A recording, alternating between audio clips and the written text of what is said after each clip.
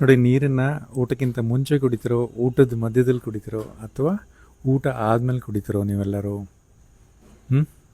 ಯಾವ ಥರ ಕುಡಿತಿದ್ರಿ ಇಷ್ಟು ದಿನ? ನೋಡಿ, ಆಯುರ್ವೇದ ಏನು ಹೇಳುತ್ತೆ ಕೇಳೋಣ.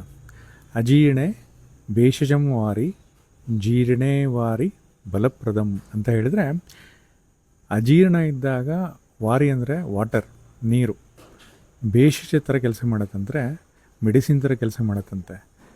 ಜೀರ್ಣೇ ವಾರಿ ಬಲಪ್ರದಂ ಅಂದರೆ ಡೈಜೆಷನ್ ಕಂಪ್ಲೀಟ್ ಆದಾಗ ನೀವೇನಾದರೂ ನೀರು ಕುಡಿದ್ರೆ ಒಳ್ಳೆ ಸ್ಟ್ರೆಂತ್ ಕೊಡುತ್ತೆ, ಫಿಸಿಕಲ್ ಮೆಂಟಲ್ ಸ್ಟ್ರೆಂತ್ ಕೊಡುತ್ತೆ. ಹಾಗೆ ನಿಮ್ಮ ಇಮ್ಯುನಿಟಿ ಕೂಡ, ಇಂಟರ್ನಲ್ ಸ್ಟ್ರೆಂತ್ ಕೂಡ ಎನ್ಹಾನ್ಸ್ ಮಾಡ್ತಾ ಬರುತ್ತೆ. ಆಯುರ್ವೇದದಲ್ಲಿ ಅಗ್ನಿಗೆ ಭಾರಿನೇ ಪ್ರಾಮುಖ್ಯತೆ ಕೊಟ್ಟಿದ್ದಾರೆ. ಅಗ್ನಿ ಚೆನ್ನಾಗಿದ್ದರೆ ಯಾವ ಕಾಯಿಲೆಗಳು ಬರೋದಿಲ್ಲ, ಯಾವ ಒಂದು ರೋಗಗಳು ನಿಮಗೆ ಬರೋದಿಲ್ಲ ಅಂತ ಹೇಳ್ತಾರೆ.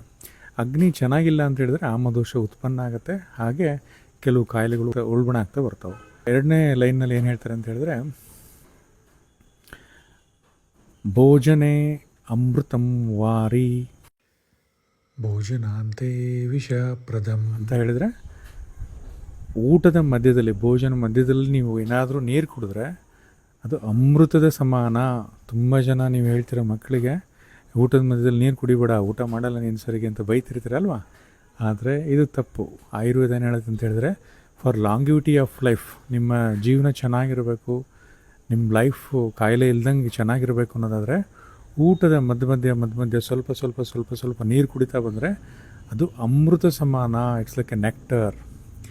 ಆದರೆ ಊಟದ ನಂತರ ನೀವೇನಾದರೂ ನೀರು ಕುಡಿದ್ರೆ ವಿಷದ ಸಮಾನ ಆಗುತ್ತೆ.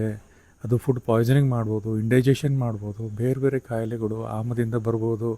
ಆದ್ದರಿಂದ ಇನ್ಮೇಲೆ ಯೋಚನೆ ಮಾಡಿ, ನೀವು ಊಟಕ್ಕಿಂತ ಮುಂಚೆ ನೀರು ಕುಡಿತೀರೋ, ಊಟ ಆದಮೇಲೆ ಕುಡಿತೀರೋ, ಊಟದ ಮಧ್ಯದಲ್ಲಿ ಕುಡಿತೀರೋ ಅಂತೇಳಿ ನಿಮಗೆ ಬಿಟ್ಟಿದ್ದ. ಆಯುರ್ವೇದ ಹೇಳೋದನ್ನು ಫಾಲೋ ಮಾಡಿದರೆ ಖಂಡಿತ ನಮ್ಮ ಜೀವನ ತುಂಬ ಚೆನ್ನಾಗಿರುತ್ತೆ. ಅಟ್ಲೀಸ್ಟ್ ಇವತ್ತಿಂದ ಸಣ್ಣದಾಗಿ ಅಡಾಪ್ಟ್ ಮಾಡಲಿಕ್ಕೆ ಶುರು ಮಾಡಿ, ಎಲ್ಲರೂ ಶುರು ಮಾಡಿ.